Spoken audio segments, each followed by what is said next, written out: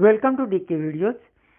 आज हम समास का अध्ययन करेंगे। व्याकरण में समास क्या होता है, समासपद क्या होता है, समास विग्रह, समास के भेद और बहुव्रीहि समास और कर्मधारय समास में क्या अंतर होता है। तो देखिए, सबसे पहले अपन समास का अर्थ देखते हैं। समास का मतलब होता है संक्षिप्तीकरण, अर्थात दो शब्दों को मिलाकर एक कर देना। तो यानी कि दो शब्दों को अपन मिला के एक करते, उसको बोलते समास। परस्पर संबंध रखने वाले दो या दो से अधिक पदों शब्दों के योग से एक नए शब्द को बनाने की प्रक्रिया को समास कहते हैं। जैसे युद्ध के लिए भूमि, युद्ध भूमि, घोड़ों की दौड़, घुड़दौड़, सत्य के लिए आग्रह, सत्याग्रह, परम है जो आनंद, परमानंद। अब अपन देखेंगे समस्त पद। समास अर्थात संक्षेप की क्रिया द्वारा छोटे बनाए गए पद को समस्त पद या सामासिक शब्द कहा जाता है। जिन दो शब्दों के मेल से समस्त पद बना हो, उसके पहले शब्द को पूर्व पद और दूसरे को उत्तर पद कहा जाता है। जैसे देश का वासी, देशवासी समस्त पद में, देश पूर्व पद और वासी उत्तर पद है। तो इस तरह से एक पूर्व पद कहलाता है, एक उत्तर पद कहलाता है, और इसमें दो या दो से अधिक शब्द होना जरूरी है। और दो या दो से अधिक शब्दों को अपन मिलाते हैं, उसको अपन बोलते हैं समास। तो आपके बोर्ड एग्जाम में लगभग 4 नंबर के समास से क्वेश्चन आते हैं। तो क्वेश्चन किस तरह के आते हैं, यानी कि या तो आपको समास का नाम पूछते हैं कि ये देखिए कि कौन सा समास बन रहा है, या समास विग्रह करने के लिए आपको दिया जाता है। इस बार बोर्ड एग्जाम में आपके ऑब्जेक्टिव क्वेश्चन आएंगे समास से, तो उसमें आंसर में से आपको चूज करना पड़ेगा कि कौन सा राइट है। चलिए अब अपन आगे बढ़ते हैं और देखते हैं समास विग्रह। समस्त पद को पुनः तोड़ने अर्थात उसके खंडों को पृथक पृथक करके पहले जैसी अवस्था में लाने की क्रिया को अपन विग्रह या समास विग्रह कहते हैं। जैसे गुरु दक्षिणा, समस्त पद का विग्रह होगा गुरु के लिए दक्षिणा। प्रतिदिन, समस्त पद का विग्रह होगा प्रत्येक दिन, दिन दिन।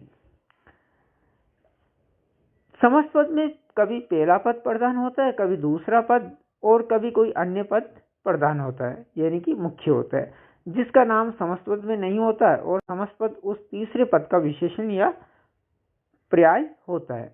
पद की प्रधानता तथा उसके विग्रह के आधार पर ही प्राय इस बात का निर्णय होता है कि कौन सा उसमें समास लगा है। तो चलिए, अपन ने जो अभी तक अपन ने पढ़ा उसके अनुसार जो मुख्य बातें उभर कर आई है वो क्या है कि फर्स्ट, शब्दों को संक्षिप्त करने की प्रक्रिया को समास कहते हैं। सेकंड, समास के लिए कम से कम दो पद होने चाहिए, यानी कि दो पद तो होना ही चाहिए, दो से कम पद का कोई समास नहीं होगा। थर्ड, इसमें पद जो पहला पद होता है उसको पूर्व पद और दूसरे को उत्तर पद कहते हैं। फोर्थ, शब्दों को जोड़ने या मिलाने से जो नया शब्द बनता है उसे समस्त पद कहते हैं। फिफ्थ, समस्त पद को अलग करने की क्रिया समास विग्रह कहलाती है। सिक्स, समास प्रक्रिया के बीच की विभक्तियों का लोप हो जाता है, जो विभक्तियां लगी हुई रहती है वो अपन हटा देते हैं। सेवंथ, समास के प्रयोग से भाषा में संक्षिप्तता और उत्कृष्टता आती है, यानी कि अपन इसका समास का प्रयोग क्यों करते हैं, क्योंकि भाषा को संक्षिप्त करने के लिए या उसमें अच्छा बनाने के लिए, सुंदरता बढ़ाने के लिए। चलिए अब अपन आगे बढ़ते हैं और समास के भेद देखते हैं कि कितने भेद होते हैं। तो समास के 6 भेद होते हैं: अव्ययभाव समास, तत्पुरुष समास, कर्मधारय समास, द्विगु समास, द्वंद्व समास और बहुव्रीहि समास। तो पहले अपन देखते हैं अव्ययभाव समास क्या होता है।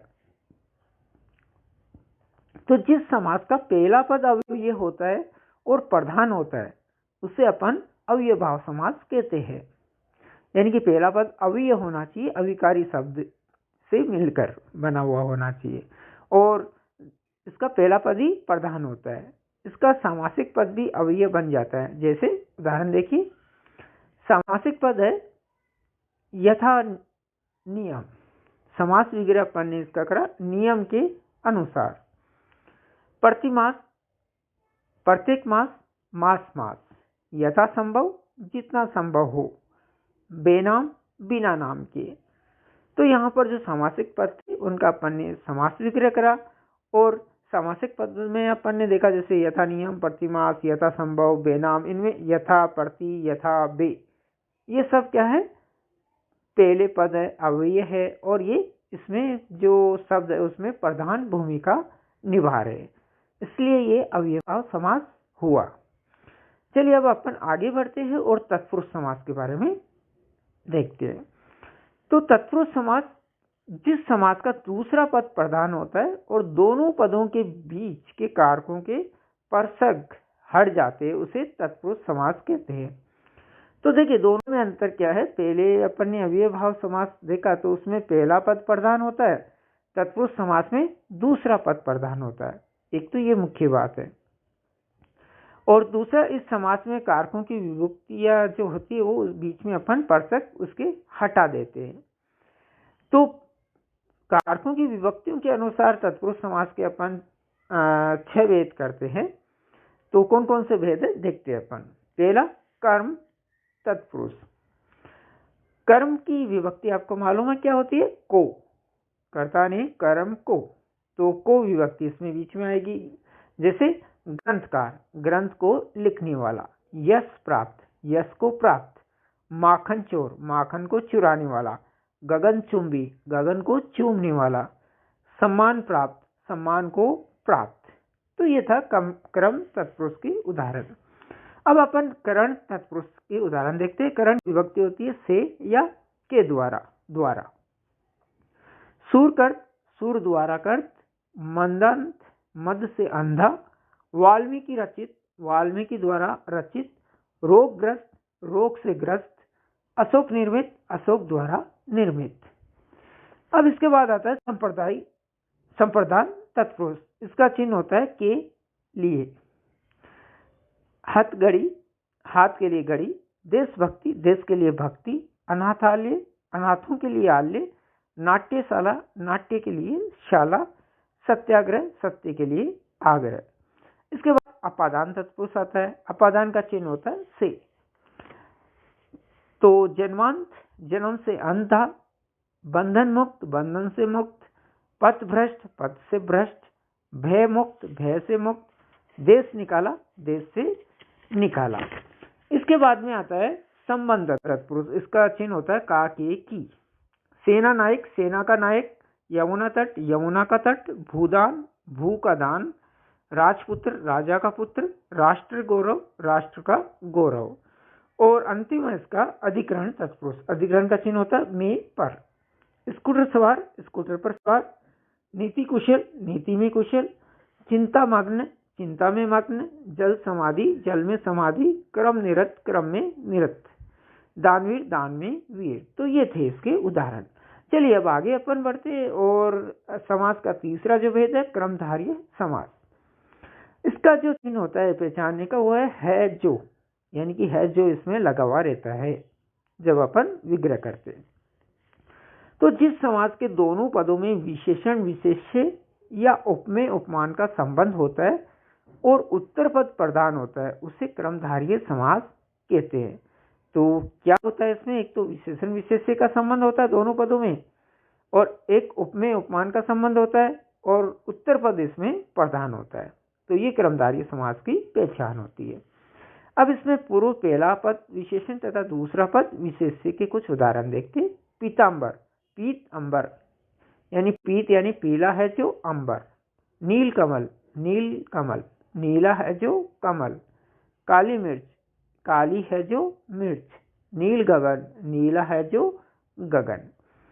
अब पूर्व पद और विशेषण, पूर्व पद विशेष्य और उत्तर पद विशेष्य के उदाहरण देखते हैं। पुरुषोत्तम, पुरुषों में जो उत्तम।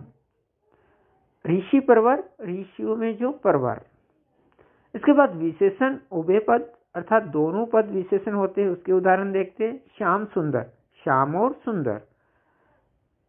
खट मीठा, खट्टा और मीठा। इसके बाद पूर्व पद उपमान और उत्तर पद उपमेय के उदाहरण देखते हैं अपन। कमल नयन, कमल के समान नयन। वर्ष देह, वर्ष के समान देह। इसके बाद पूर्व पद उपमेय और उत्तर पद उपमान के कुछ उदाहरण देखते हैं अपन। चरण कमल, चरण यानी कि कमल के समान चरण, संसार सागर, संसार रूपी सागर। तो ये थे इसके कुछ उदाहरण। अब अपन आगे बढ़ते और समास का चौथा भेद देखते, द्विगु समास। इसका पहचानने का है का समूह, यानी कि कोई समूह होता है उसके लिए। तो जिस समास का पहला पद संख्यावाची विशेषण होता है और समस्त पद समाहार यानी समूह का बोध कराता है, उसे द्विगु समास कहते हैं।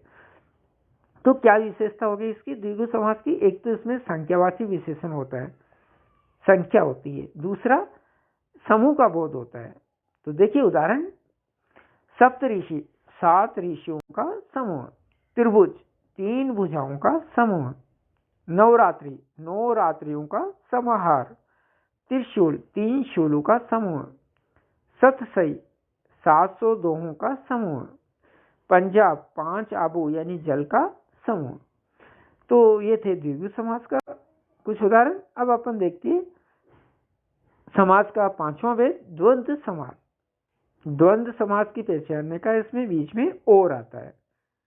तो जिस समास के दोनों पद प्रधान होते हैं, इसमें दोनों पद प्रधान होते हैं, पहला और दूसरा, उन्हें द्वंद्व समास कहते हैं। द्वंद्व समास के दोनों पद योजक चिन्ह द्वारा जुड़े होते हैं। कभी कभी योजक चिन्ह का लोप भी होता है, यानी कि नहीं भी होते हैं। तो देखिए इसके उदाहरण, जीवन मरण, जीवन और मरण, अंजल, अन्न और जल, सत्यासत्य, सत्य और असत्य, लाभ हानि, लाभ या हानि, गुण दोष, गुण और दोष, राजा रंग, राजा और रंग। तो ये थे द्वंद्व समास के उदाहरण। तो इसमें क्या ध्यान रखना है कि जब समास विग्रह होता है तो उसमें और आता है बीच में, और समस्त पद में बीच में योजक का चिन्ह होता है, जिससे हम इसको आसानी से पहचान सकते हैं। अब अपन आगे बढ़ते हैं और समास का जो अंतिम भेद है बहुवीरी समास, उसके बारे में देखते हैं। इसका चिन्ह होता है जिसके, यानी कि इसको पहचानने का। तो जिस समासिक पद में कोई भी पद प्रधान न होकर कोई अन्य तीसरा पद प्रधान होता है, उसे बहुवीरी समास कहते हैं। यानी कि बहुवीरी समास में क्या होता है कि इसमें न पहला पद प्रधान होता है न दूसरा होता है, कोई तीसरा ही प्रधान हो जाता है उसमें। ये एक विशेष बात है इसकी। बहुवीरी समास से निर्मित शब्द विशेषण का कार्य करता है, यानी कि इससे जो शब्द निर्मित होता है वो विशेषण का कार्य करता है। देखिए उदाहरण इसके, पीतांबर, पीत अंबर जिसके, तो ये श्री कृष्ण या विष्णु के लिए काम में आता है। वीणा पाणी, वीणा है पाणी हाथ में जिसके, यानी कि सरस्वती या नारद मुनि। नीलकंठ, नीला है कंठ जिसका, ये भगवान शिव के लिए काम में आता है।